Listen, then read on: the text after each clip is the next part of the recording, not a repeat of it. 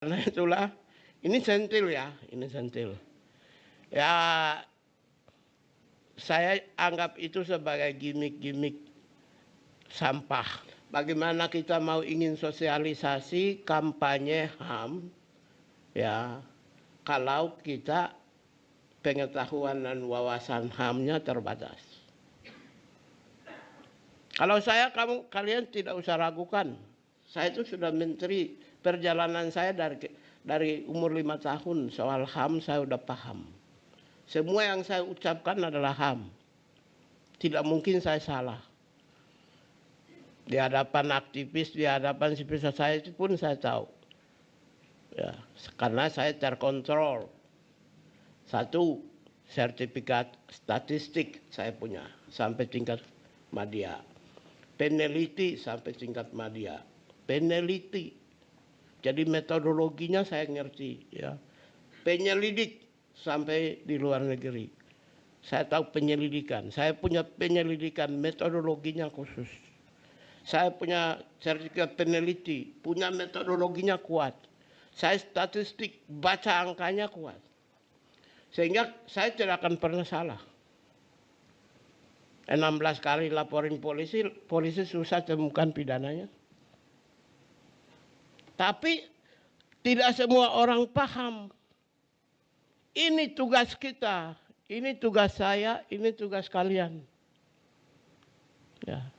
Kalau minimal satu, kalau kita tidak bisa bangun bangsa Indonesia, ini saya pakai rumus Pak Prabowo ya.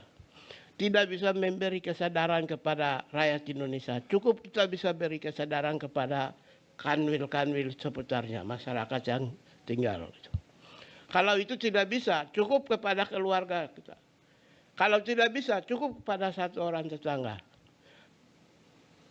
Itu tugas kita semua. Ya, untuk itu tentu yang paling penting adalah belajar tentang instrumen HAM. Ya, instrumen HAM harus belajar. Ya. Yang kedua, belajar buku-buku. Yang ketiga, belajar semua berita perkembangan HAM terkini di seluruh dunia. Ya, kita belajar semua. Instrumen kita belajar.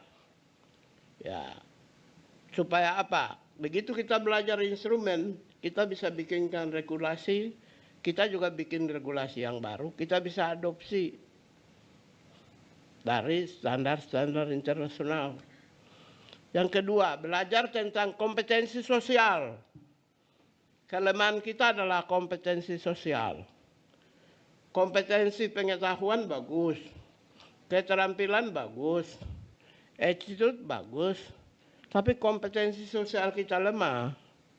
Ya, hanya jago di kandang. Kita tidak bisa membangun kemitraan dengan lembaga-lembaga pihak-pihak yang lain. Oleh karena itu saya butuhkan perlu ada kompetensi sosial bagi seluruh pejabat di pusat, provinsi, kabupaten, kota. Kanwil-kanwil punya kompetensi sosial. Pergaulannya harus luas, seluas samudera. Sehingga apa yang tadi Pak Wamen sampaikan itu kemitraan, kerjasama strategis, membangun jejaring dengan lembaga yang lain. Ya, baru yang ketiga seperti yang tadi, tugas kita adalah tugas diseminasi, sosialisasi. Itu pekerjaan kita yang paling besar. Tapi jangan hopeless. Jangan hopeless. Ya. Karena merubah mindset dan pikiran orang itu lebih sulit daripada orang membangun Burj Khalifa. Ya. Lebih berat merubah mindset orang dibanding kita bangun jembatan tanpa sungai yang menghiasi kota-kota metropolis.